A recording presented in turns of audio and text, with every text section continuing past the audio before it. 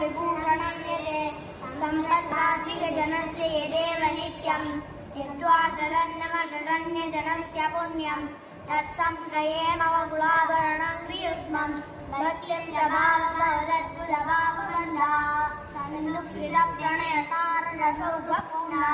वेदान्तरत्ननिधिरच्युतदिव्यधामा जियात्पराङ्कुशपयोधिरसीमभूमा ऋषञ्जुषामहे कृष्णतृष्णातत्त्वमिमोदितं सहस्रशाकाम्यो द्राक्षिद्रमितिं ब्रह्मसंहितां यद्गो सहस्रमवन्दितमांसि पुंसां नारायणो वसुलि यक्षशशङ्खचक्रा यन्मण्डलं श्रुतिगतं प्रणमन्ति विप्राः तस्मै नमो वकुलभूषणभास्कराय